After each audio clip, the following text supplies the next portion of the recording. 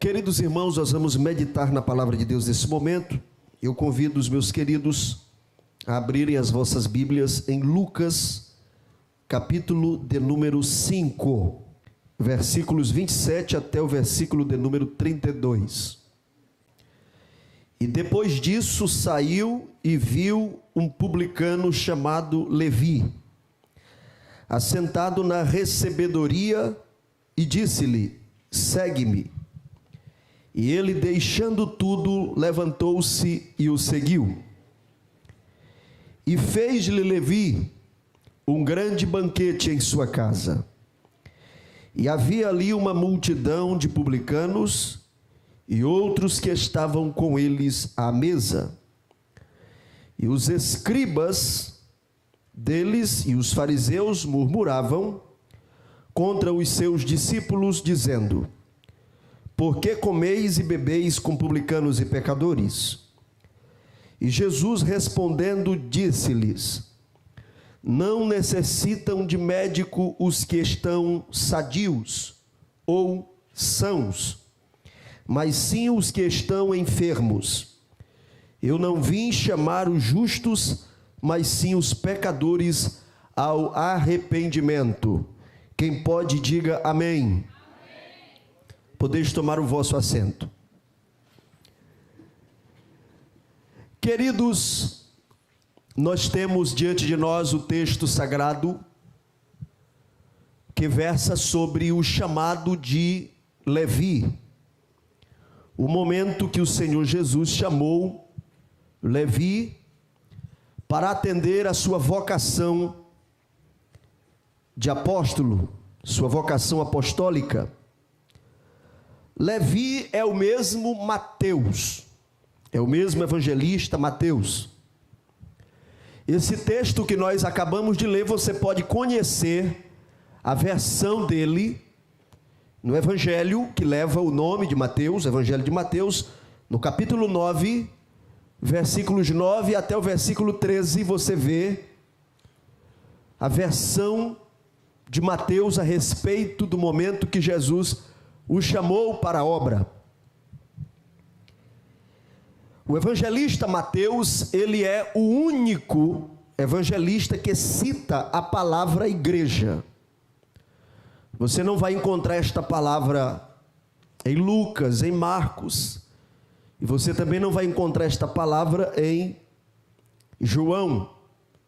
Você só encontra esta palavra no evangelho de Mateus. A palavra igreja é uma curiosidade. Levi, que também é chamado de Mateus, ele tinha uma profissão. E a sua profissão, ela era alvo de preconceito entre os judeus. Qual era a profissão dele? Cobrador de impostos. Qual era o outro nome que se dava a esta profissão? Publicano. Ele era um publicano. Por que essa profissão ela era tão desprezada entre os judeus? Esses impostos que eram arrecadados, eles eram enviados para o Império Romano, para a administração do Império. Porém, o Império permitia aos publicanos colocarem uma taxa excedente. E essa taxa excedente eram os seus lucros. Existia uma taxa oficial e era colocado sobre essa taxa oficial uma taxa excedente. Então os publicanos, eles ganhavam altos lucros nessa taxa excedente e eram, portanto, mal vistos pela sociedade. Além dessa questão do peso dos tributos, dos impostos, os judeus, eles eram vistos, os judeus que se empregavam nessa missão, nessa tarefa, eles eram vistos como traidores, porque eles estavam recebendo dos seus irmãos patriotas, estavam cobrando para enviar exatamente ao governo que tanto os prejudicava. Por isso, esta era uma profissão que era desprezível aos olhos dos judeus.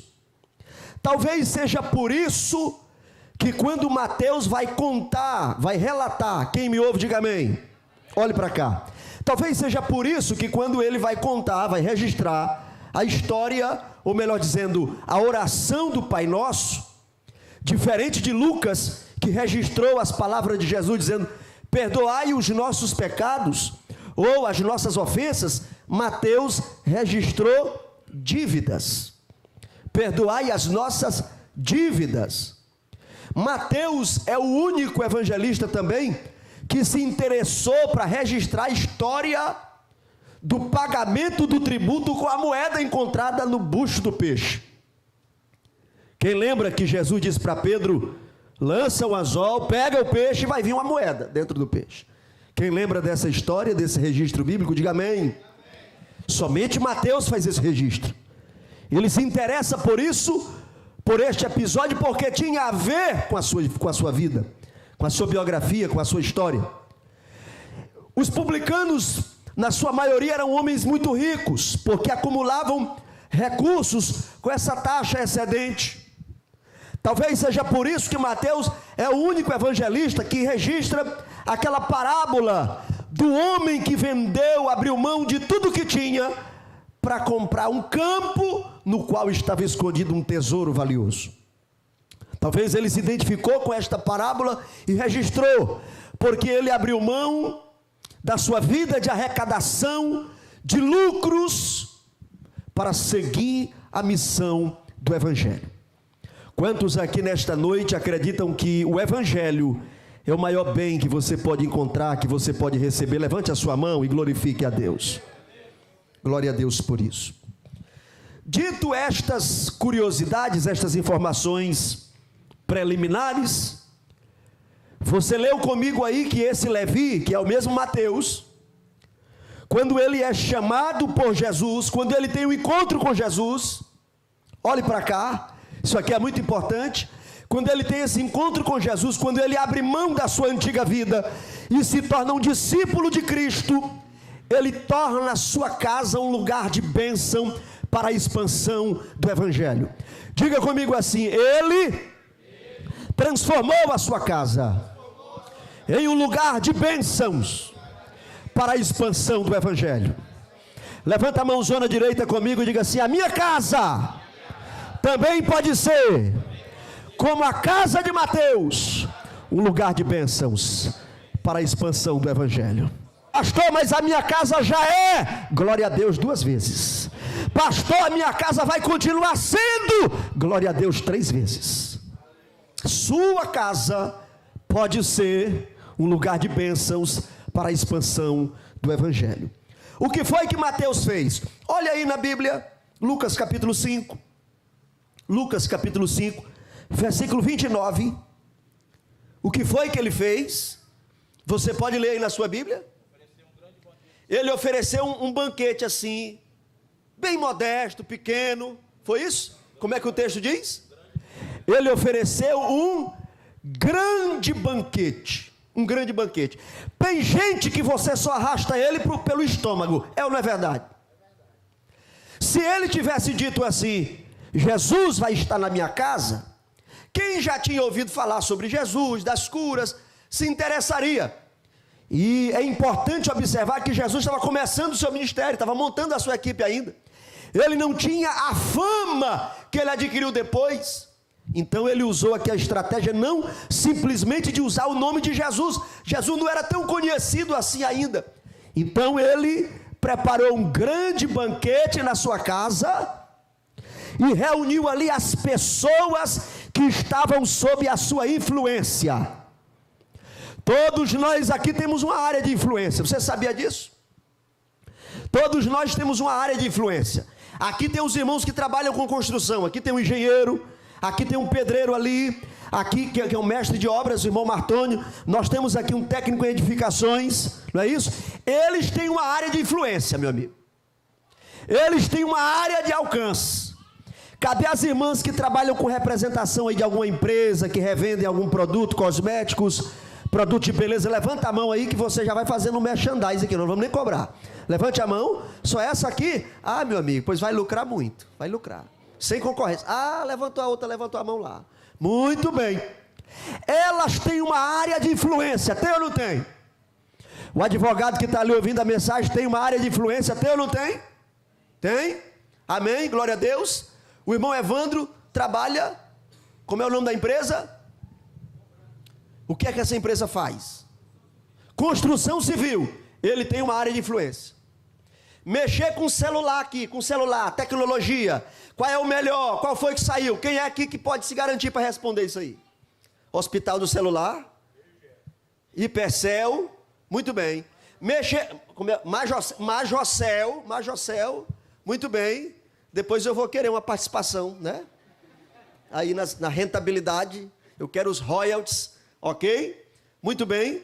Quem quiser mexer com seguros, aquela ali mexe com seguro, a seguradora lá. Tem outra também aqui na igreja que não está hoje. Todos nós temos uma área de influência. Tem ou não tem, meu irmão? Levante a sua mão e diga assim: Deus colocou uma área de influência que eu posso influenciar. Oh, glória a Deus. Irmãos, Mateus não ia reunir na sua casa os rabinos da sinagoga, os tsadiques, os justos, os sacerdotes. Sabe por quê? Porque essa raça repudiava os publicanos.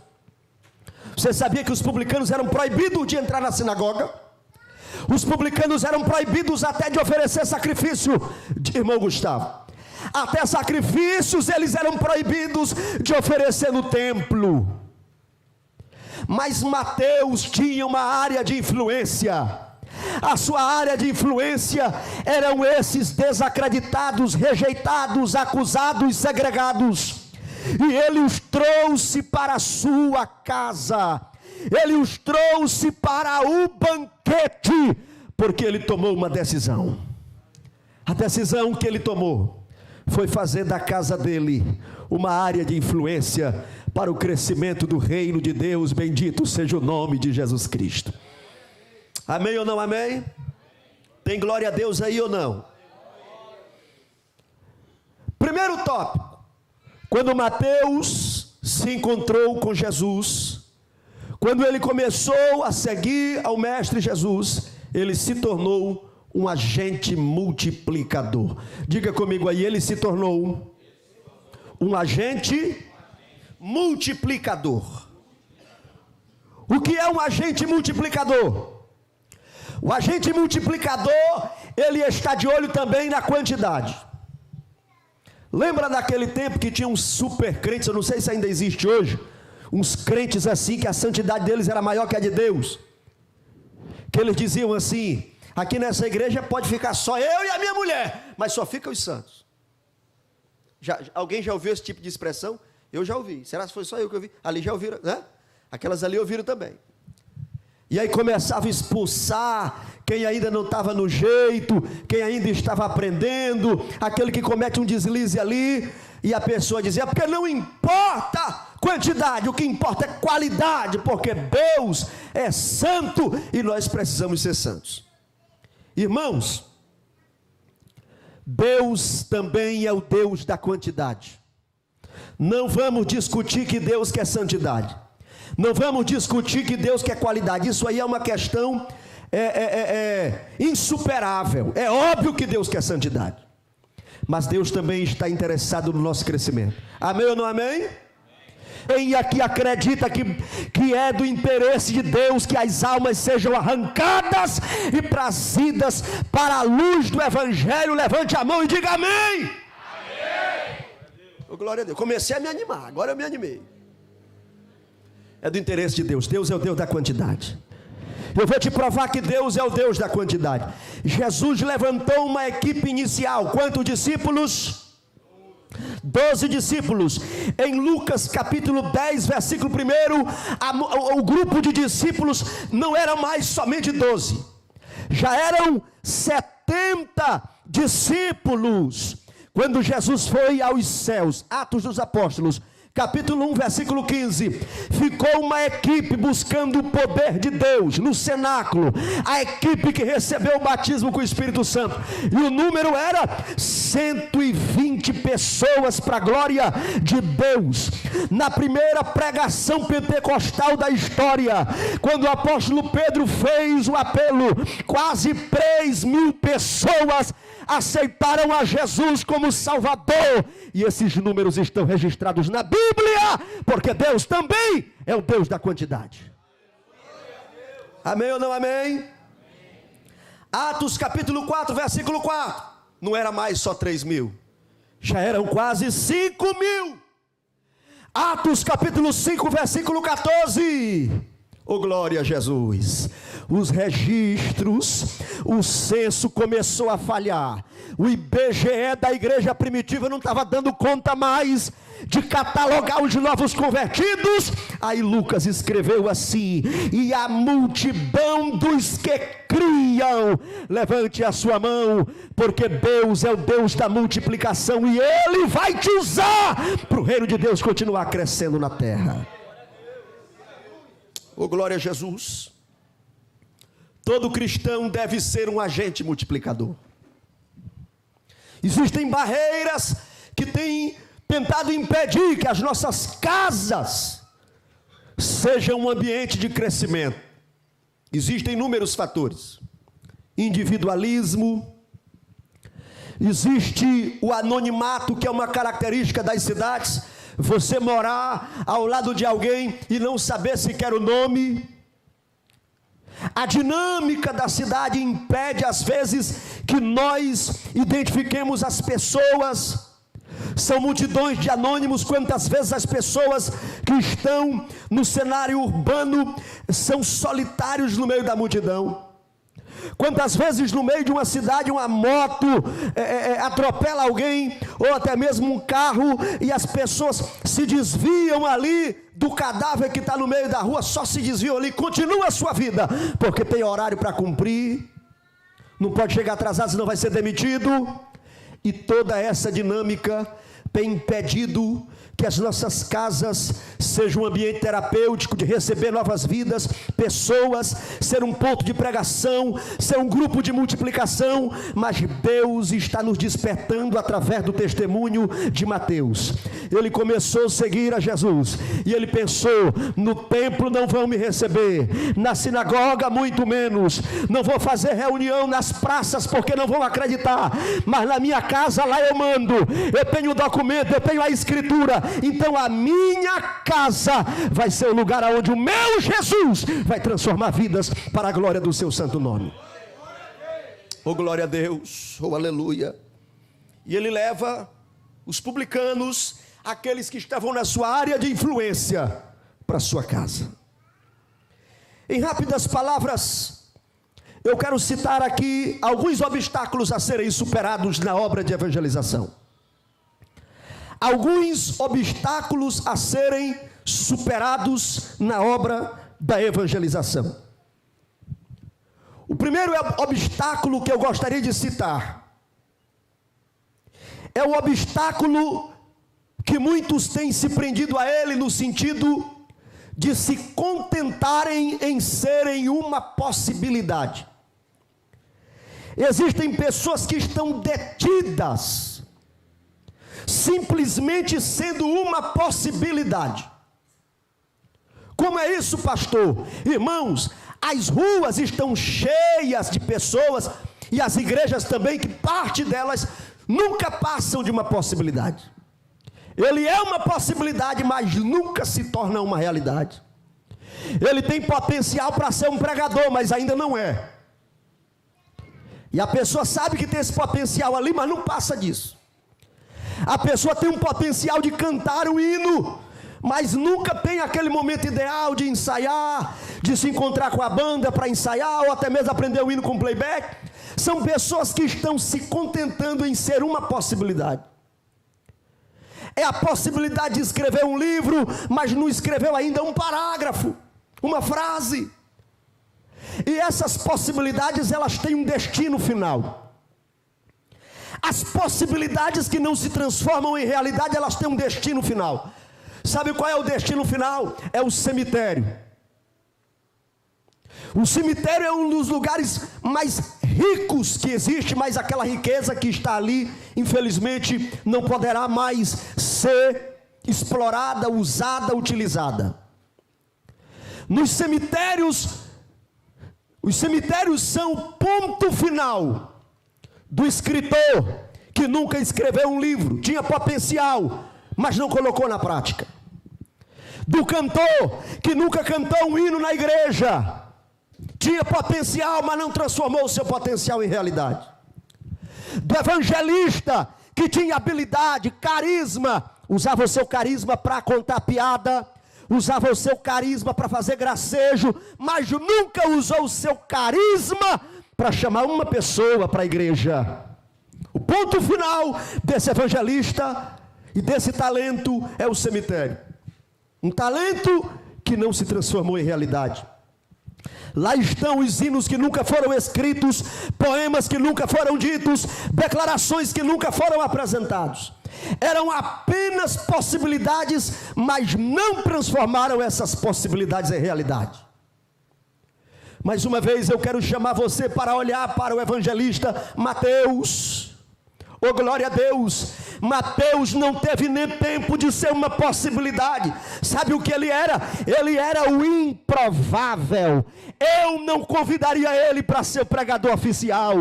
Eu não empregaria a tesouraria da igreja para ele. Nós não colocaríamos ele na liderança de jovens. Nós não colocaríamos ele na multimídia da igreja. Ele era alguém da nossa desconfiança. Ele era o improvável, mas o improvável da terra.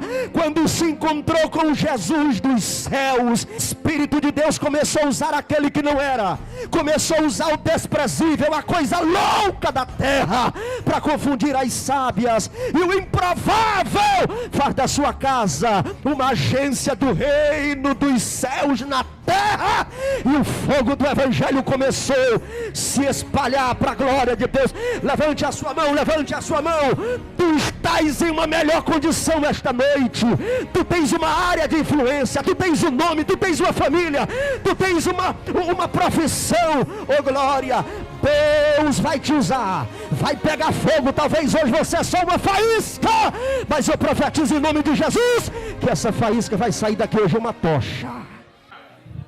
Em nome de Jesus Cristo. O primeiro obstáculo que nós temos que vencer é essa linha tênue da possibilidade para a prática. Existem pessoas que são intensas, mas não são constantes. Tem cidadão que ele é intenso, ele dobra o joelho e diz: Senhor, ninguém me segura, eu vou orar. Ele ora 10 horas. Mas quando ele sai daquela oração, ele passa um mês sem falar com Jesus. Foi intenso, mas não foi constante. E eu preciso lhe dizer que Deus está mais interessado nos constantes do que nos intensos. Deus é mais interessado naquele que todo dia passa aqueles 5 minutinhos na presença dele. 5 minutinhos, oh meu Deus. Eu sou um oradorzinho tão fraco. Eu leio as biografias, John Wesley, Charles Spurgeon. Eu leio as biografias e esses homens viravam madrugadas em oração, e eu aqui com meus 5 minutinhos. Mas Deus está interessado. Se você for nesse lugar de oração todo dia, aleluia, oh glória, irmãos, essa amizade é que interessa. Como é que você reage com um amigo que nunca te visita, passa todo dia por você, não olha, de repente ele chega na tua casa e passa o dia todinho lá conversando? Você não manda ele para casa por educação. Esse cara passa na rua todo dia, não fala nada comigo, não pergunta como eu estou, de repente chega na minha casa. Você é um folgado. Quem aqui conhece um folgado, uma folgada? Aí chega e fica, e falta não sair mais. Existem muitas pessoas com esse mesmo comportamento em relação a Deus. São intensos, mas não são constantes. Hoje eu leio a Bíblia. Meu amigo, hoje eu vou entrar aqui nos profetas menores, eu vou varar de um lado a outro. Mas ele só vai pegar na Bíblia agora no outro ano. Intenso, mas não é constante.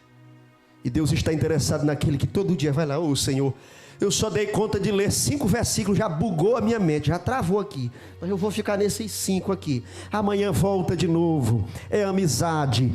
Todo dia você está ali na presença dele. Todo dia você está dizendo: eu estou aqui, Jesus, eu estou aqui de novo, eu estou aqui. Eu vou conversar contigo, a mesma história de ontem, mas sou teu amigo, sou teu filho, sou teu servo, quero a tua graça, quero a tua presença na minha vida. Seja constante. É a constância que vai te tirar da possibilidade para a realidade. O segundo obstáculo é a omissão. Na parábola do bom samaritano, nós encontramos um levita omisso e um sacerdote omisso. O omisso, ele sabe que é obrigação dele, mas ele não faz. E você sabia que a omissão também é pecado? Às vezes a gente acha que pecado é só fazer aquilo que é errado, mas deixar de fazer o certo, mesmo quando você não está fazendo o errado, você está cometendo um pecado de omissão. Porque se você tem a iluminação de Deus na sua mente, a palavra de Deus na sua mente, você tem uma responsabilidade. A Bíblia diz que a quem mais é dado, mais será cobrado. E nós não podemos cometer o pecado da omissão em relação à pregação do Evangelho. O que é que a omissão gera? Primeiro, a omissão, ela limita o seu potencial. Quem é omisso, ele tem o seu potencial limitado. Perde a sua identidade. Quem é omisso, ele pode até ter jeito de pregador, mas vai passando o tempo, ele não prega, não se esforça, ele vai perdendo aquela identidade. O omisso, ele deixa minguar o avivamento que Deus colocou dentro dele. Tem gente, queridos, que é batizado com o Espírito Santo, ele nem diz mais que é, ele diz assim: eu fui. Tu é batizado com o Espírito Santo, ele diz assim: eu fui.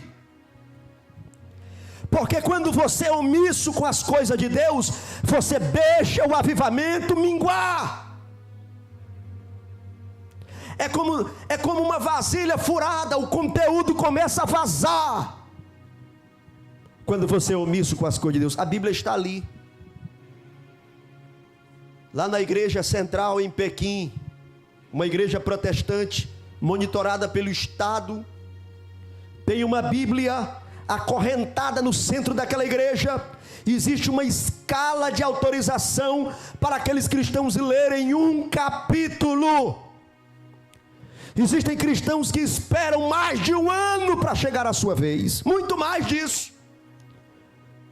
Conta um missionário que um dia um irmão leu um capítulo da Bíblia e tinha um outro aguardando, e aquele irmão estava tão feliz por ler um capítulo da Bíblia, aquela Bíblia acorrentada na mesa, ele lendo, e de repente quem estava atrás percebeu que aquele irmão já tinha terminado o capítulo, e ele disse: ô meu irmão, eu sei que você está achando bom, eu sei que você está achando agradável, mas eu estou nessa fila, eu estou aguardando a minha vez há muito tempo, é a minha vez de ler. Em outras regiões do mundo, os missionários entram nas casas com a página da Bíblia amassada dentro do seu bolso, disfarçado de encanador, disfarçado de eletricista, e enquanto ele simula que está fazendo algum concerto, ele entrega aquela página para o dono da casa. O dono da casa vai para o quarto, lê, faz o seu culto, devolve aquela página da Bíblia, lugares onde não há liberdade para o Evangelho. E muitas das vezes nós estamos sendo omissos. A omissão deixa minguar o avivamento, o fogo que Deus acendeu dentro de você naquele dia, daquela experiência que você teve com Deus. Esse fogo começa a se apagar quando você é omisso. Você perde a chance de ser uma inspiração. Quando você é omisso, você não é uma inspiração para os teus filhos, porque os teus filhos não te veem fazendo aquilo que você devia fazer. Não te veem você acender o fogo do altar na sua casa, você tomar a iniciativa da oração, da leitura da Bíblia, do culto, de fazer alguma coisa produtiva. Você perde a chance de ser uma inspiração. E lá na frente, essas pessoas que estão na tua área de influência, elas terão outra inspiração. elas vão dizer assim: a minha inspiração foi um missionário, a minha inspiração foi uma irmã que era minha líder lá na igreja, foi o meu líder lá na igreja, foi o pastor, foi o diácono. Mas Deus está te dando a oportunidade de ser uma inspiração.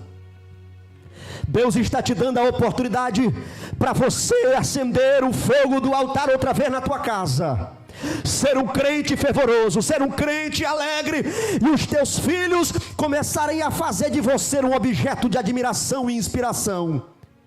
E quando os anos passarem, eles vão testemunhar: eu aprendi a servir a Deus com meu pai, eu aprendi a servir a Deus com a minha mãe, lá na minha casa, oh glória a Deus, o altar estava aceso, Deus descia na minha casa, de madrugada, meu pai chorava na presença de Deus, minha mãe falava em línguas estranhas. Deus pode fazer isso na tua casa. Aleluia! Quando nós somos presos pelo obstáculo da omissão, nós perdemos a chance de ser uma inspiração para aqueles que estão em nossa zona de influência. Eu me recordei agora, o Mateus deve ter lido sobre ele, o Mateus me falou que está lendo esse livro, Adoniran Judson, no livro Heróis da Fé, na página 101, se eu não estiver equivocado.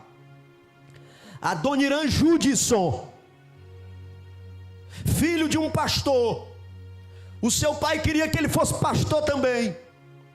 Adoniran Judson rejeitou a oportunidade de ser pastor de uma grande igreja nos Estados Unidos.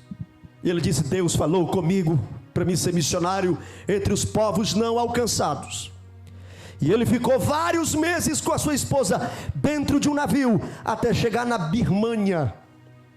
Esse país hoje é chamado de Mianmar, mas no início do século XIX ainda era chamado de Birmânia. Adoniran Judson chegou ali. Sabe quando ele conseguiu dirigir o primeiro culto? Primeiro culto que ele conseguiu dirigir, 5 anos e meio depois de chegar na Birmânia. 5 anos e meio estudando o idioma, não conseguia dirigir um culto. Mas 5 anos e meio depois, ele conseguiu dirigir o primeiro culto, batizar o primeiro crente. Oh glória! Aleluia! Sabe qual era o sonho de Adoniran Judson? O sonho que ele tinha nas suas orações era que Deus salvasse pelo menos 100 pessoas na Birmânia. A Birmânia fica no sudeste da Ásia, uma cultura hostil ao evangelho, e ele chorava de madrugada dentro, dizendo: Deus, salva pelo menos 100 pessoas na Birmânia. Ele foi preso, assim que começou a dirigir culto, foi preso, ficou 11 meses em uma sala escura, fechada, abafada. A única coisa que ele tinha era um travesseiro, e ali ele começou a traduzir a Bíblia para a língua daquela nação, até que um dia o carcereiro tomou o travesseiro dele, e dentro do travesseiro estavam escondidos os manuscritos, e ele chorava, não por causa do conforto do travesseiro, mas por causa dos manuscritos da Bíblia que estavam lá dentro. E ele convenceu a sua esposa em uma visita a fazer um travesseiro melhor, mais bonito, mais confortável, e trazer para ele recuperar o velho travesseiro. Trocou com o carcereiro: me dá esse velho, fica com esse novo, porque lá dentro tinham os preciosos tesouros, manuscritos da palavra de Deus que estavam sendo traduzidos para aquela língua. Adoniran Judson trabalhou por mais de 3 décadas na Birmânia. Quando ele finalizou o seu ministério naquele país, o Deus de Efésios capítulo 3 versículo 20, qual a referência? Efésios 3 e 20, Paulo diz: Deus é poderoso para fazer muito mais do que pedimos ou pensamos. Quem serve a esse Deus aqui? Levante a mão e grite comigo aqui: Deus é poderoso para fazer muito mais do que pedimos ou pensamos. Oh glória a Deus! Quando Adoniran Judson terminou o seu ministério na Birmania, ele que sonhava com 100 almas se convertendo a Cristo, ele já tinha 63 igrejas plantadas e mais de 7.000 crentes na Birmania. Levante a sua mão, irmão. Deus é o mesmo, Deus é o mesmo. Deus quer te usar para ser uma inspiração. Deus quer te usar para ser uma inspiração. Se você não achar enfado, pegue na mão desse crente, por favor. Pegue e diga para ele: Deus quer te usar para ser uma inspiração na terra. Nós precisamos vencer um terceiro obstáculo. Qual é o obstáculo, pastor? Evangelismo por procuração. O que é uma procuração? É um documento que confere direitos, aonde você assina conferindo direitos para alguém te representar. Não existe procuração para evangelização. Deus te deu uma missão intransferível. Deus falou contigo, Deus te encheu do seu espírito. Eu gostaria até mesmo de facilitar, porque eu sou amigo de vocês, eu sei da carga horária de alguns. Eu poderia até bater no teu ombro e dizer: não, transfere para mim, outorga-me uma procuração que eu evangelizo no teu lugar. Mas eu não posso fazer isso, eu não tenho essa autorização. Porque no dia que Jesus te salvou, no dia que Ele colocou o Espírito Santo dentro de você, Ele te fez um agente de multiplicação, Ele te deu um talento, Ele te deu uma área de influência, e tu tens o dever de ser esse agente de multiplicação na terra. Não existe como transferir essa responsabilidade. O evangelismo é uma tarefa inadiável e intransferível. O último obstáculo que eu quero elencar nesta noite é o obstáculo da expectativa pelo incomum. Você percebeu que tem pessoas que elas vivem assim na iminência do incomum? Não, eu tenho um dom aqui, eu estou esperando só a explosão, eu estou esperando aquele momento, eu estou esperando a sarça pegar fogo, eu estou esperando Deus me cegar e eu ficar cego 3 dias. Vê o que Ele fez com Saulo. Existem pessoas que não evangelizam porque está faltando o elemento incomum, e eles querem esse elemento incomum extraordinário para poder fazer alguma coisa. Mas eu quero te dizer nesta noite que o Mateus que nós lemos aqui não esperou o extraordinário, não esperou o incomum. Jesus disse assim: segue-me. Ele abandonou a alfândega, o posto de coleta de impostos. Ele seguiu Jesus, ele teve uma experiência com Jesus. Ele ainda não tinha sido batizado com o Espírito Santo, isso aconteceu no Pentecostes, algum tempo depois. Ele ainda tinha a gíria dos coletores de impostos, ele era o improvável, o natural. Mas mesmo usando esses recursos tão simples, tão naturais, ele chama os seus amigos para um banquete na sua casa. Porque quem faz o extraordinário é Jesus, o sobrenatural é Jesus, o incomum é Jesus. E a matéria-prima preferida de Deus é um homem simples, numa casa simples, casada com uma mulher simples, chefe de uma família simples, com uma roupa simples, com uma Bíblia simples, mas que se curve diante da grandeza do extraordinário Deus dos céus. Olhe para cá, no arraial tem um gigante afrontando o povo de Deus. Quem chegou em cena? Um menino comum, com alforje comum, com uma pedra comum, com um estilingue comum. Oh glória! Meu amigo, quando aquele menino, Ronaldo, viu aquele gigante, menino acostumado a acertar a cabeça de bizil, sabiá, ele disse: meu amigo, aquela cabeça ali eu acerto até de olho fechado.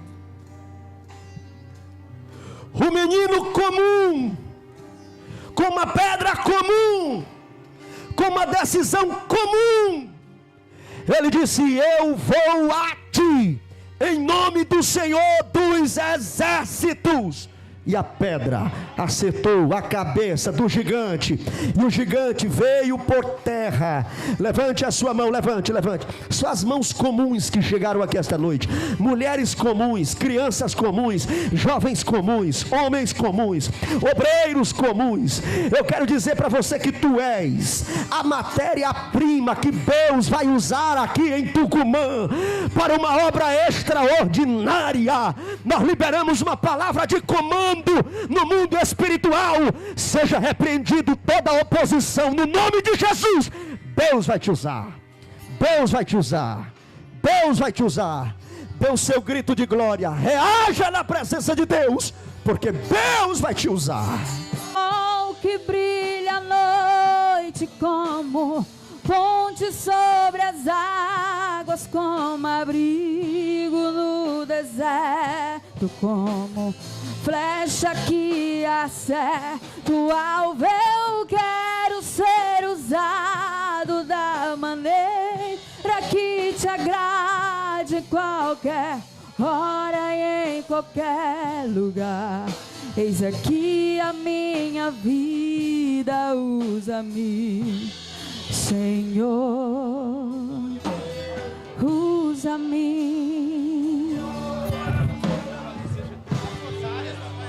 Quem pode levantar a sua mão e continuar adorando? Diga: Jesus me renova, Jesus me reveste, Jesus, eu estou aqui. Amanda saiatura machandaramai. Glória! Aonde tiver um servo teu, uma serva tua, que quer ser usado nesta cidade, Senhor, vai ampliando os horizontes. Este jovem vai atravessar fronteiras, esta mulher vai atravessar fronteiras, esse obreiro vai atravessar fronteiras, o teu livro vai atravessar fronteiras, a tua música vai atravessar fronteiras, o sobrenatural de Deus vai se manifestar. Só quem acredita, abra a sua boca e tribute a Deus a glória que Ele merece.